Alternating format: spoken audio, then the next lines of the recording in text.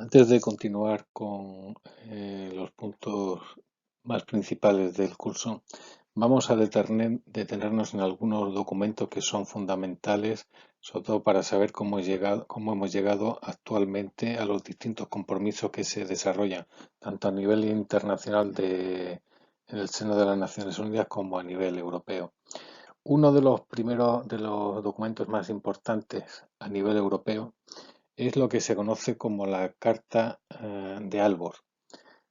Se conoce como la Carta de Aalborg porque fue aprobada o firmada en esa ciudad de Dinamarca en el año 1994. A los 10 años se celebró una segunda reunión para confirmar ese tipo de compromiso y se trata de una reunión auspiciada por la Unión Europea y que tenía por objetivo concienciar principalmente a las autoridades locales para el cumplimiento de la Agenda 21, que como hemos visto en lecciones anteriores, es uno de los programas que formaba parte del protocolo del Convenio de Río, de la Conferencia de Río de 1992, que se conoce como Agenda Programa 21. Se trataba aquí un poco de impulsar a que todas las ciudades o los núcleos urbanos europeos se concienciase con el cumplimiento de los objetivos del programa 21 y pudiesen firmar una especie de compromiso que se dividió en, en tres partes fundamentales. Las tres partes fundamentales hacen referencia a cómo deben ser las ciudades europeas de cara a la sostenibilidad, a realizar una campaña de las ciudades europeas sostenibles y sobre todo a elaborar planes de acción para participar o para desarrollar todos los temas relativos a la sostenibilidad en los núcleos urbanos. Hay un comienzo de la declaración en el que se dice, por ejemplo, que nosotros, las ciudades europeas, signatarias de la presente carta, declaramos que en el curso de la historia hemos conocido imperios, estados y regímenes, y hemos sobrevivido a ellos como centros de la vida social, portadores de nuestras economías y guardianes de la cultura, el patrimonio y la tradición. Junto con las familias y los barrios, las ciudades han sido la base de nuestras sociedades y estados, el centro de la industria, el artesanado, el comercio, la educación y el gobierno. Es decir, se destaca que en el desarrollo de la humanidad las ciudades han sido claves. Se pone el acento en la sostenibilidad ambiental, diciendo que lógicamente significa preservar el capital natural y que esa preservación del capital natural exige hacer un consumo de los recursos materiales, hídricos y energéticos renovables que no supere la capacidad de los sistemas naturales para reponerlos. Es decir, aquí ya se está hablando un poco de lo que posteriormente se conocería como huella ecológica. Esta carta se estructura en 10 partes que hablan, por ejemplo, de las formas de gobierno, de la gestión municipal hacia la sostenibilidad, de los bienes naturales, del consumo y de forma de vida responsable, de la planificación y el diseño urbanístico, de la movilidad y reducción del tráfico, es decir, ya en el año 94 se hablaba de estos temas, de la salud, de la economía local, de la igualdad y, sobre todo, de cumplir los principios de sostenibilidad en el ámbito local porque eso va a tener repercusión en el ámbito global.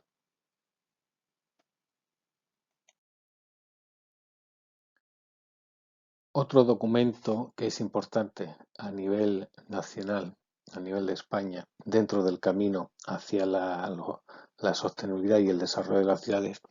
es la Estrategia Española para la Sostenibilidad Urbana y Local de 2009. Este documento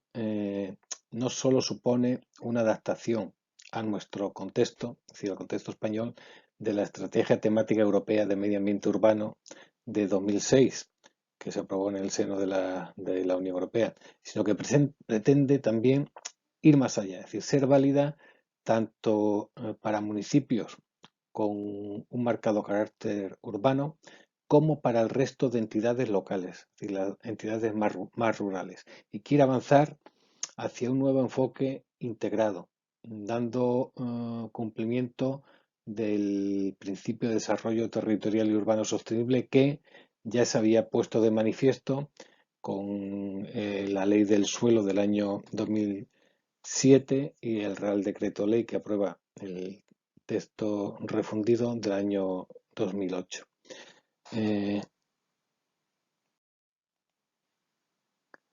Este documento pretende ser un marco estratégico que recoja principios, objetivos, directrices y medidas cuya aplicación efectiva permita avanzar en la dirección de una mayor sostenibilidad local. Se estructura el documento partiendo de una reflexión crítica sobre la situación actual, comenta el marco medioambiental y urbanístico general, hace un diagnóstico de los problemas urbanos por distintas áreas temáticas, analiza los instrumentos urbanísticos, analiza cuestiones relativas a accesibilidad, movilidad, transportes, la gestión y la gobernanza urbana, la edificación, la rehabilitación y el cambio climático. Es decir, que ya analiza todos los temas medioambientales que tenían una traducción en el ámbito local y sobre todo en el ámbito de lo urbano. El siguiente documento que debemos destacar es también dentro del ámbito de nuestro país, es el Libro Verde de la Sostenibilidad Urbana y Local que fue aprobado en el año 2012. Es un libro que se elabora por el Ministerio de Agricultura, Alimentación y Medio Ambiente junto con una agencia ecológica de economía urbana de Barcelona. Aquí se quiere destacar que estamos en una nueva era, sobre todo la era marcada por el desarrollo de las tecnologías eh, digitales y que es el uso de ese tipo de tecnología nos podía dar los instrumentos y las herramientas para luchar con más eficacia frente a los retos que la ciudad tiene desde el punto de vista medioambiental, sobre todo porque estas nuevas tecnologías nos permiten hacer un diagnóstico más acertado de la situación actual y fundamentalmente que nos permite una mejor planificación del futuro. Este documento va a ser objeto de análisis en los siguientes temas, por lo que aquí daremos simplemente una pincelada general. Es un libro que parte ya de analizar los fenómenos de incremento del suelo urbano que se estaban dando en ese momento, lo cual estaba produciendo una serie de problemas que hasta ese momento no eran conocidos por el urbanismo de nuestro país, que siempre ha sido un urbanismo de ciudades compactas, densas. Comienza con el desarrollo urbano una pérdida de densidad en las viviendas, sobre todo con las urbanizaciones que nacen en las periferias de los núcleos tradicionales urbanos, con poca densidad. Se pone en evidencia el concepto de desarrollo sostenible, ya se empieza a interpretar que ese término lo único que supone es una estrategia competitiva basada en el consumo de recursos y por tanto el desarrollo y la sostenibilidad en cierto modo son conceptos incompatibles, porque si el desarrollo se basa en la competencia entre una ciudad y otra, en ofrecer mejores servicios a costa de un mayor impacto medioambiental, lo que supone el consumo de mayor materiales y la afectación al flujo biológico o metabológico del entorno con mayor intensidad, eso lógicamente es incompatible con una sostenibilidad y con una regeneración natural del entorno medioambiental de las ciudades. En este libro, de alguna forma, se siguen las directrices europeas que ya se habían manifestado en la Estrategia Europea de Desarrollo Sostenible renovada en el Consejo de Bruselas de 2006 y que entre sus objetivos está ya decididamente la lucha contra el cambio climático, la sostenibilidad en los sistemas de transporte, la adopción de patrones de producción y consumo sostenible, la mejora en la gestión y la prevención de la sobreexplotación de los recursos naturales, es decir, estamos en el año 2012, con lo que ya se había celebrado la cumbre de Río del 92, la cumbre de Johannesburgo de 2002, la cumbre del milenio del año 2000, en la que se ponían de evidencia, se había aprobado también el protocolo de Kioto, que tenía el horizonte temporal del 2012. Por tanto, todos estos temas que en ese momento formaban parte de la agenda internacional se van a analizar en este documento y se van a traducir al ámbito de lo urbano.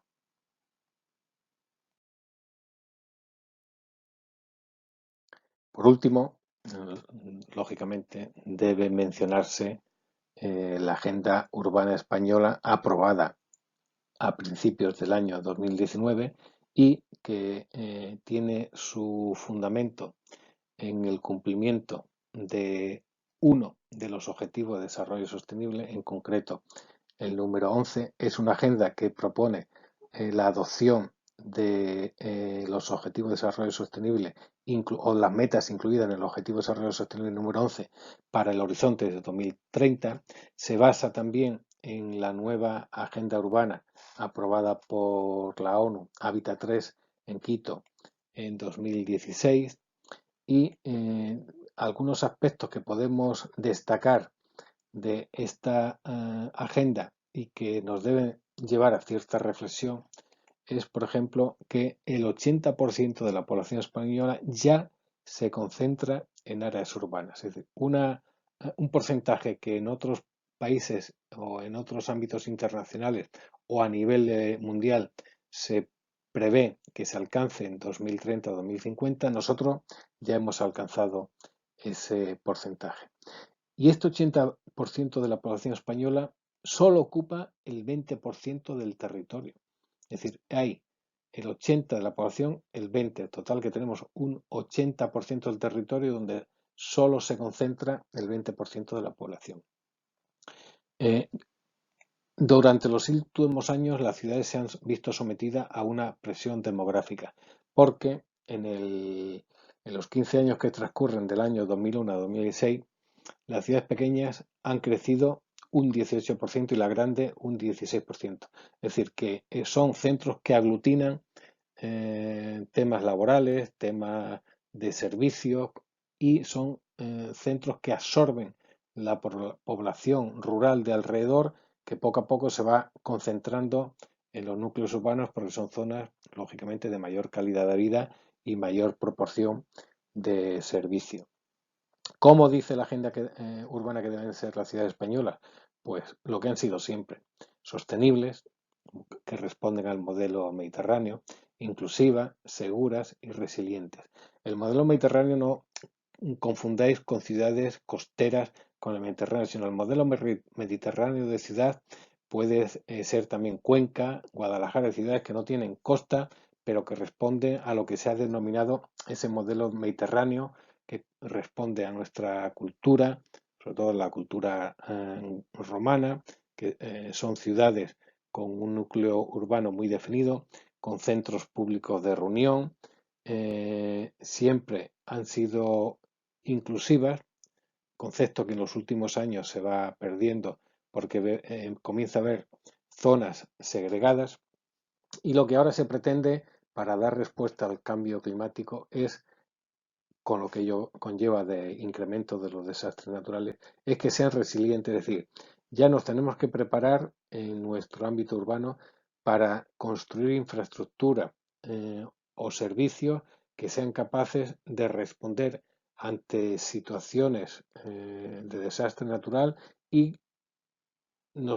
y seamos capaces de reponernos en el menor tiempo posible. Es un documento estratégico, es decir, sin carácter normativo. parte de que, lógicamente, estamos en la era del antropoceno, en la que el hombre está ocupando parte del territorio, está transformando el territorio que lo rodea y que para luchar contra el cambio climático y para hacer una vida más sostenible se plantean una serie de cambios a los que vamos a tener que enfrentarnos si queremos superar los retos a los que nos va a someter de aquí a unos años todo lo que gira en torno al cambio climático.